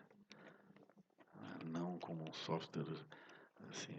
Eu até acho que ele pode ser tão livre que vale o software, ah, que, ou seja, valem as instituições que detêm o software e cobram pelo software e só liberam aquilo sob certas condições, né? Vale. Mas o software está livre já. Então nós vamos convivendo nesse ambiente onde os ensinamentos estão todos disponíveis e a gente vai entendendo bem ou vai entendendo mal, mas vai entendendo de algum jeito, aquilo vai fazendo algum sentido e nós vamos andando. Acho que está bem assim, né? Aliás, se fosse de outro jeito, não ia ser, né? Só tem esse jeito, então é melhor relaxar e seguir, né? Assim, porque já está sendo assim, não tem como fazer de outro modo, né? Então eu acho que, quando eu digo isso, eu fico aspirando que a própria Sangha estude, contemple, medite e vá desenvolvendo, compreendendo que tudo que a gente fizer sempre vai ser um pouco insuficiente para o tamanho da confusão, né? Eu acho que se a gente puder melhor relaxar com calma e seguir assim, né? Mas que ninguém se surpreenda que o seu próprio movimento vai ser muito importante nos tempos que vão surgindo, né? Porque são poucos os praticantes comparado com a população toda, né? E, então essa visão é uma visão muito importante. E eu vejo que as pessoas quando fazem contato, aquilo faz sentido para elas e é benéfico mesmo, né?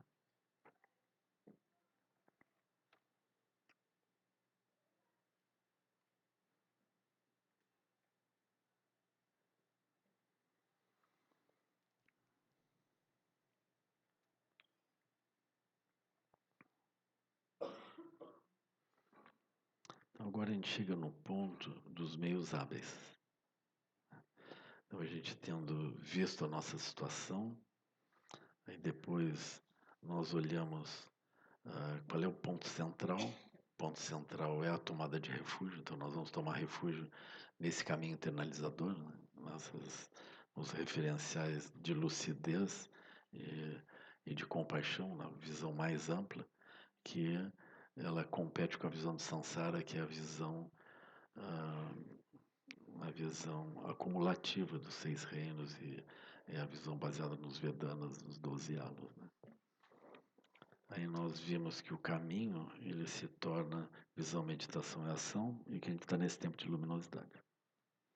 Aí na sequência nós olhamos os meios hábeis, ou seja, o que que a gente faria, o que que a gente toma como instrumento para movimentar, né? Assim. Então vocês vão encontrar dentro das quatro novas verdades, vocês vão encontrar isso. Isso seria assim, como que a gente se move no mundo? Então a gente vai se mover no mundo através das quatro qualidades comensuráveis, seis perfeições. Esse é o processo. Então vocês podem relaxar, vão simplificando a coisa. Então, por exemplo, a gente buscaria um refúgio fora do samsara, refúgio na lucidez. Nós temos em tempos de luminosidade, então nós podemos construir coisas. Nós vamos construir de que modo? Tomando o que para o referencial? Então nós vamos tomar referenciais sutis. Em vez de pensar, vou construir creches, hospitais, estradas, redes disso, daquilo, a gente pode pensar, tudo que eu construí, eu vou construir tomando por base o que é? Compaixão, amor, alegria, equanimidade, generosidade, moralidade, paz, energia constante, concentração, sabedoria. Se eu estou em casa cuidando dos filhos, o que que eu faço? Compaixão, amor, alegria, equanimidade, é isso. Se eu estou trabalhando como educador, compaixão, amor, alegria, equanimidade, generosidade, moralidade, é isso. Se nós somos motoristas de Uber, compaixão, amor, alegria, equanimidade, generosidade, moralidade, é igual, tudo igual. Se a gente tem um namorado, uma namorada, o que que faz? Compaixão, amor, alegria, equanimidade, generosidade. É isso, dá sempre certo. Aquilo vai funcionar. É simples. Ou seja, aquilo que a gente faz com compaixão, amor, alegria, equanimidade, generosidade, moralidade, paz, energia constante, concentração, sabedoria. Fácil. Está resolvido. Qual é o resultado disso?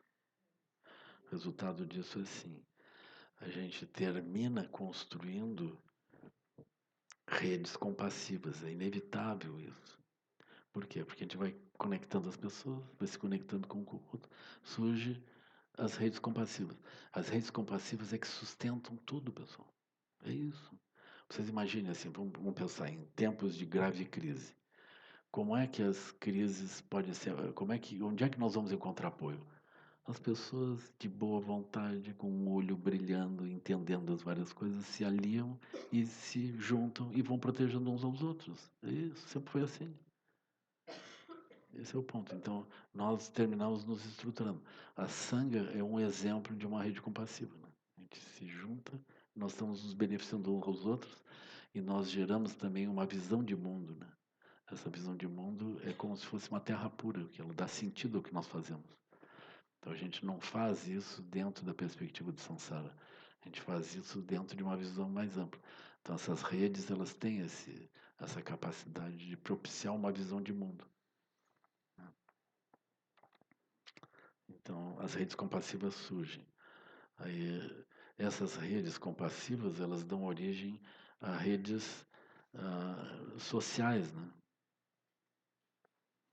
É como se fossem redes, um tecido social diferente. Por quê? Porque a gente se ajuda de um certo modo, a gente faz alguma coisa. Um exemplo de tecido social é os seres rurais, né? As comunidades que não precisam ser comunidades budistas, né? As comunidades que têm de muitos diferentes tipos, em muitas diferentes cidades e regiões. As comunidades, elas são outros tipos de tecido social. Então, esses tecidos sociais que, por exemplo, se baseiam em compaixão, amor, alegria, equanimidade, generosidade, etc., esses tecidos sociais, eles estão indo bem. É importante que a gente, de algum modo, consiga construir isso. Para nós, por exemplo, quando a gente tenta fazer isso, a gente encontra dificuldade sempre, né? Por quê? Porque dentro desse movimento, nós temos o samsara dentro de nós e no mundo ao redor. Então, não é uma coisa automática, assim. Mas quando nós estamos operando dentro desses movimentos e nós encontramos essas contradições se transformam na nossa própria prática, né?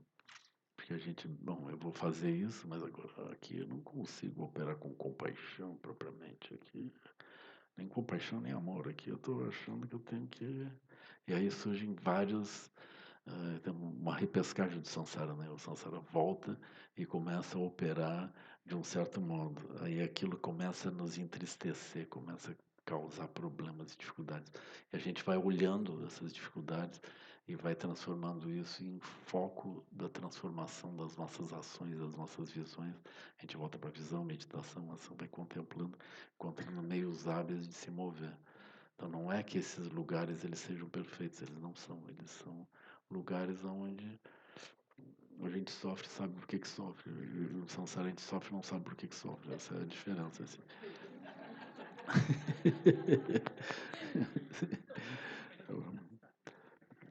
É, assim. Né, Inês? Ninguém sofre, não, né? Sofre consciente, né? É assim. Isso é uma boa coisa. Mas aí vai surgindo esse processo, por exemplo, essas redes econômicas, redes compassivas, esses tecidos sociais, né? Eu acho que aqui nós estamos super beneficiados, porque é uma distância pequena daqui, né? Já pequena, 100 quilômetros? 70?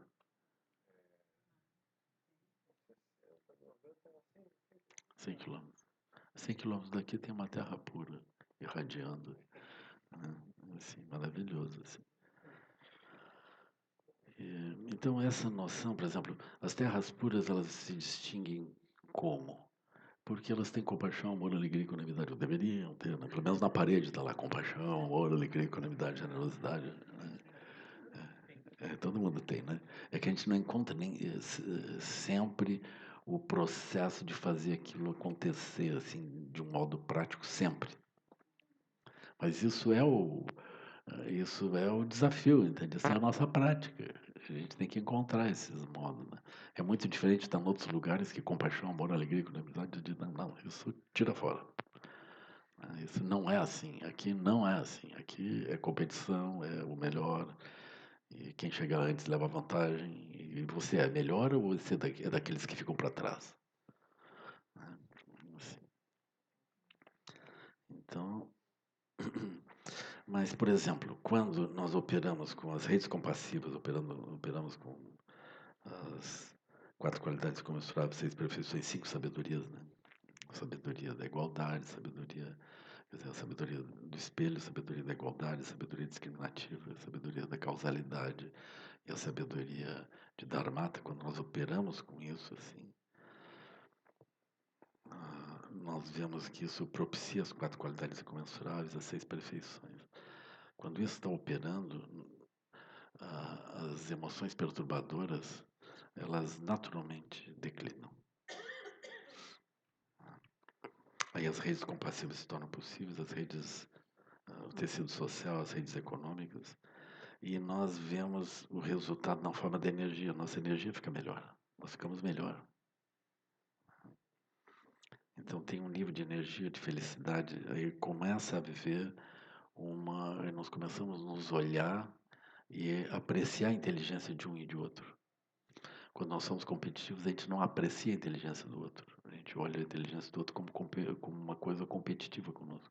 Aparece alguém muito inteligente, não é problema, porque a pessoa vai pegar o meu lugar. E o marido e a esposa, aquilo vai ser um problema, vai dar problema direto aqui. Então aqui nós estamos olhando, com o tempo a gente começa a viver o outro como nós mesmos, com outro corpo, com outro lugar, com outra experiência, e a gente quer ouvir o que que ele teria a dizer, o que que eu nele diz para mim. A gente começa, esse é o sentido da mandala. Então a mandala, é como se nós tivéssemos uma coletividade de seres que olham de diferentes lugares e enriquecem uma visão comum. Mas não tem ninguém ali querendo ser o rei da cocada ou da mandala, né? Então esse não seria o ponto. Assim, quando aparece um rei é que virou cocada, né? Não é mais mandala, assim, né? Mas então esse ponto é um ponto delicado. Aí, como a gente começa a trocar desse modo, a energia melhora, né? E nós vamos chamar isso de auto-organização e reencantamento.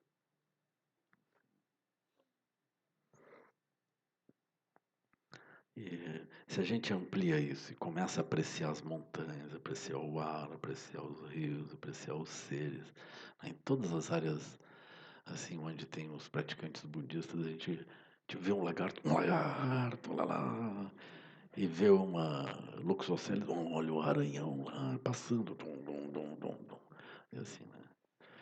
E a gente vê os passarinhos, olha lá, e aquilo lá, aquilo lá. Aí passam as galinhazinhas do mato, passam assim. A gente, uau, né? Sempre tem uns que, uau. A gente, não, esse olho não, esse olho não. Aí o pele, oh, não. Assim. E aí, aí surge, né? E vai olhando. Outro dia eles estavam vendo o cachorro do mato lá em Viamão, né? A gente fica com dó, ao mesmo tempo a gente tem dó, porque eles fizeram um desmatamento grande na periferia lá. Aí começou a aparecer todos os tipos de animais ali na nossa zona, né? Aquilo dá dó, né? Por quê? Porque eles não têm pra onde ir. O cerco vai fechando, né? Assim. Mas os budistas são esses seres estranhos. Olham os bichos, em vez de matar, eles, oh, que bonitinho. Aí surgem esses seres estranhos, assim, né? Então isso é algo que conduza essa noção. A gente vai reconhecer que terra pura vai incluir os outros seres, vai incluir as montanhas, os rios e tudo, né? Com certeza. Né? Parece um absurdo, né? As pessoas virem e começarem a destruir tudo. Isso é uma doença, a gente vê assim, né? Vê como um desequilíbrio mesmo, né? Então eu acredito que nesse tempo, né? ah, as pessoas elas vão entristecendo dentro do comportamento normal, usual do samsara. E por outro lado, quem vai usando esse outro tipo de visão vai se alegrando, né? Mesmo que esteja apertado, comprimido, pressionado, eventualmente mal entendido, acusado de esquerdopata, né? Mas ainda assim a pessoa vai, ela tem uma felicidade interior assim, né? Acho que mesmo que as ameaças sejam muito grandes, as pessoas elas vão desenvolvendo um olhar que atravessa o tempo, assim. Elas dizem, bom, nesse tempo eu faço o que eu posso e vou seguindo. Então, mesmo que tenham derrotas, a gente é capaz de assimilar as derrotas e seguir adiante com essa visão, né? Então, isso produz essa culminância, que é essa direção às terras puras. E as terras puras, elas são inseparáveis do reconhecimento da vida humana preciosa, né? Nós não temos como ter uma vida humana isolada. A vida humana ela tem uma coletividade, uma visão. Então, a vida humana, por exemplo, a vida humana preciosa, ela não consegue ser entendida dentro do samsara, porque dentro da perspectiva do samsara não cabe essa categoria.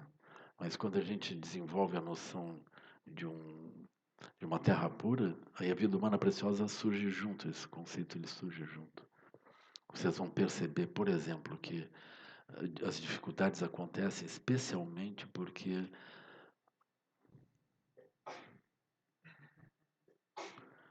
eu recebi uma mensagem do Samsara. Saiba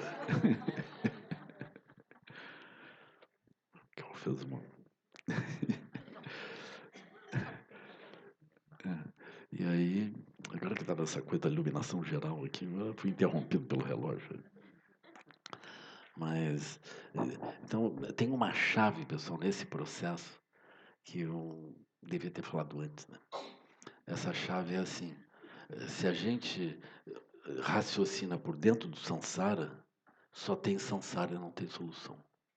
Qualquer solução de terra pura por dentro do samsara, ela parece super estranha, parece inviável, sem solução, né?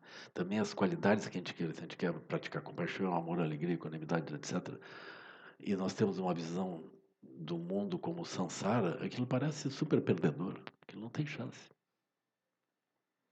Então, a visão de mundo, ela vem junto com as possibilidades das nossas ações. Então, quando você sentir uma dificuldade de fazer as ações, como compaixão, amor, alegria, equanimidade, você dê uma olhadinha para ver se vocês não foram repescados pela visão do mundo de samsara. Assim. E, de modo geral, a gente foi repescado.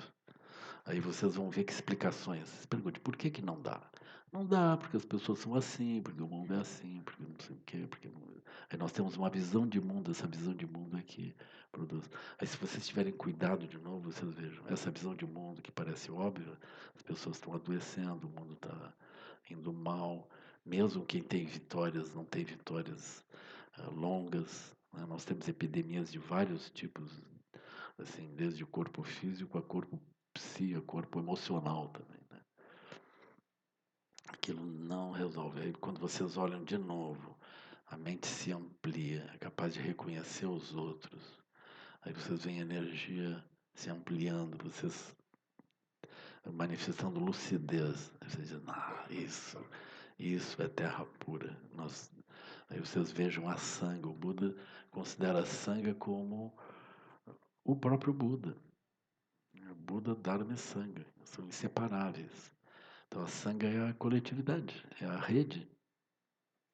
Então nós nos reconhecemos de um certo modo, aí surge uma visão de mundo. Essa visão de mundo é que nos permite ir adiante.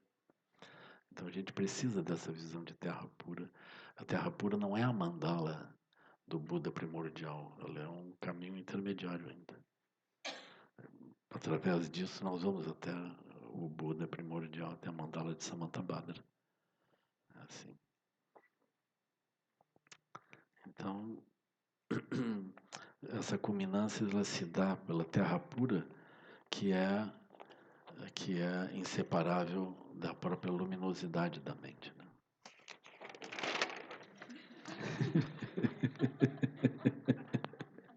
Eu queria uma foto aqui, assim.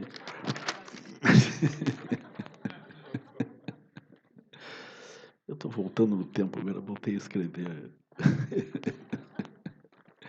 Deixa eu ver se o que faltou aqui. Eu queria, assim, encerrar. Deixa eu ver se dá para encerrar. Mas eu queria trazer essa visão, assim, as 5 sabedorias super importantes, né? Então eu convido vocês a contemplar já a extensão disso, né? Porque quando a gente encontra a terra pura, a gente vê essa possibilidade, então, né? Aí a gente precisa ir adiante. A forma de ir adiante é através das 5 sabedorias, porque as 5 sabedorias vão gerar 5 mandalas. Ou a mandala das 5 sabedorias, depois cada uma das mandalas das várias sabedorias isoladamente, né? E eu convidaria vocês a contemplar isso na perspectiva individual e na perspectiva social. Então, por exemplo, como que se dá a visão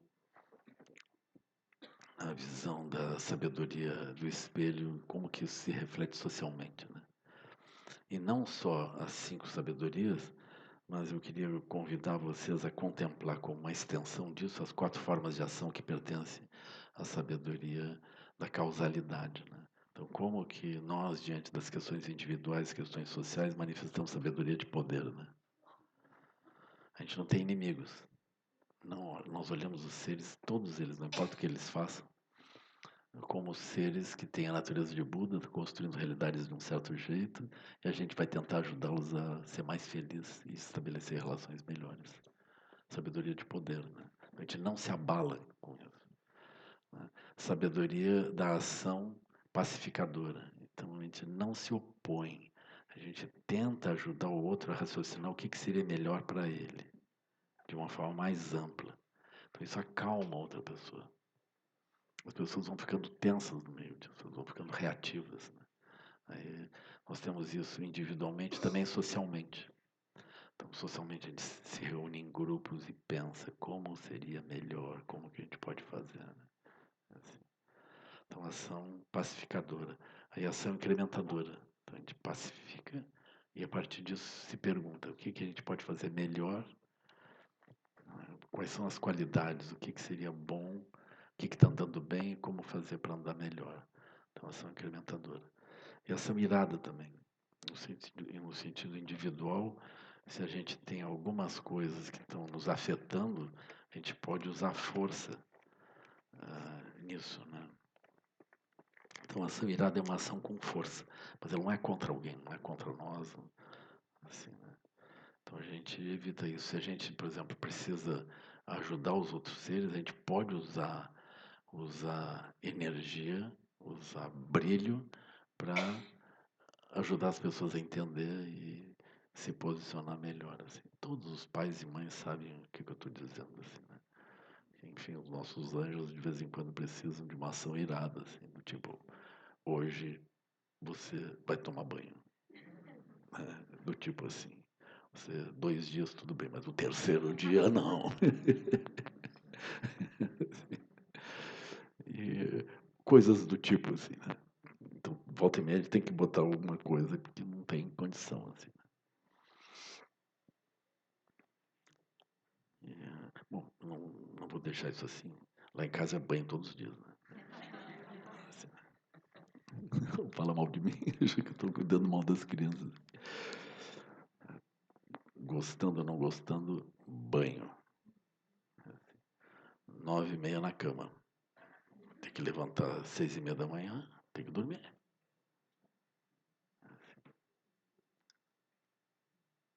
Eu não vou contar o resto. Mas é assim, tem que ajudá-los, né? Essa é a ideia, assim. Então, a ação irada é assim, é uma ação protetora, é para o benefício dos seres.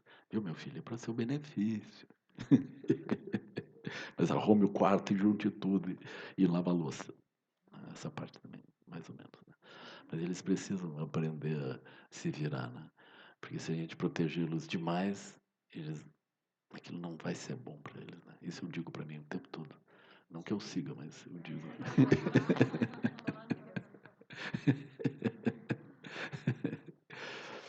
Eu às vezes penso, o mundo vai ensinar para eles, não tem a menor dúvida. Então deixa eu ser o bonzinho. Assim, né? Então, eu acho que está tudo resolvido, tudo encaminhado, né?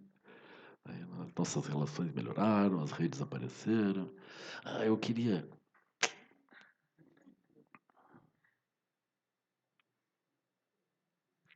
ainda queria falar uma outra coisa, assim, né? Isso tem uma conexão com a questão das redes, né? Então, ah, se vocês tiverem, a gente não está conseguindo ainda, né? Mas nós já estamos começando a estabelecer esse aspecto. A gente queria ter correspondentes, porque nós estamos com uma agência de notícias. Eu até vou explicar para vocês qual é a razão disso. Porque a agência de notícias, ela tem se a gente começa a ouvir boas coisas acontecendo, se a gente ouvir 10 boas coisas ou 5 boas coisas por dia, a gente pode ter uma sensação de que, enfim, uma terra pura é possível. Então, essa é a ideia da agência de notícias Terra Pura. Sim. Então, se vocês tiverem bons projetos que estejam acontecendo aqui e ali, mandem alguma coisa para nós. Uma forma de mandar é assim: vocês podem gravar 5 minutos no WhatsApp e mandar. Aí vocês podem dizer aqui Petrópolis, aqui Macaé. Né? O óleo que chegou em Macaé é perfumado. É assim, vamos pensar. Eu encontrei um óleo com o formato de uma flor de lótus flutuando. Aí, pá, aquilo ali é furo nacional, assim.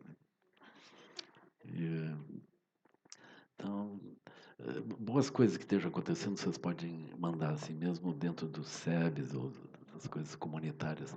Para nós é importante, porque essa noção de que muitas pessoas estão se auto-organizando e fazendo boas coisas, essa é uma noção importante, assim, né? E isso produz um reencantamento nas pessoas, as pessoas se alegram em fazer isso, né? Essas são boas notícias. Mas também tem outro tipo de ação que seria interessante. Eu sei que tem muitos artistas na sangue, né? Então eu acho que se vocês tiverem, por exemplo, músicos seria uma coisa óbvia, né? Se vocês quiserem mandar faixas gravadas por vocês, mesmo que vocês não sejam músicos famosos, aliás, que ninguém conheça vocês, se quiserem mandar alguma coisa, nós vamos divulgar na rádio. Nós vamos botar. Se vocês colocarem assim, 5 minutos, 10 minutos, é bom já a gente saber o tempo certo para a programação. Aí depois a gente avisa para vocês quando que aquilo vai. A gente tem sido ouvido em diferentes países, por incrível que pareça. Vocês podem ficar famosos, assim. Eu acho, assim, é quase certo, né? No dia que a gente estava fazendo a transmissão da conversa sobre consciência negra, né? Nós estávamos ouvidos em Moçambique. Então, os programas hoje, eles localizam, assim, onde é que estão as pessoas. Porque é tudo por IP, né? É uma rádio web, então por IP tu localiza os IPs nos vários lugares. Onde que eles estão. É interessante isso. Aí se vocês tiverem esses materiais, mandem para nós. Mandem assim. Então tá bem.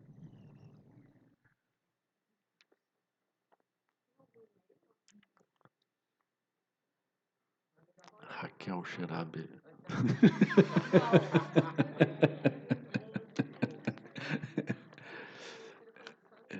Mas pode mandar para mim. Por enquanto dá para eu ainda dou um jeito assim.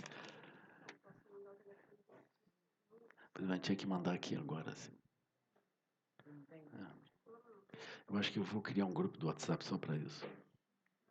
Pode vir uma notícia, assim, quem quiser ser correspondente, a gente é. Eu acho que eu vou criar um WhatsApp só para esses contatos assim, né?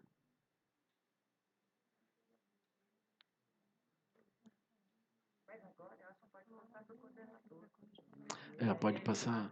Sim, sim, passe para o Marcelo. O Marcelo não tem o que fazer, ele vai ficar super feliz. A Flor abriu um grupo. Tá, então tá perfeito. Pode mandar para esse grupo assim. Mas pode ser a Grande Rio, assim, que alcança aonde chegar o Flamengo. Até ali, mano. É, eu acho. Aí pode mandar para os grupos, para os e-mails dos vários SEBs. Aí os e-mails dos vários SEBs sabem como mandar. É. Mas mandem mesmo. Vou ficar super feliz de ver alguém lá blum, blum, blum, tocando alguma coisa.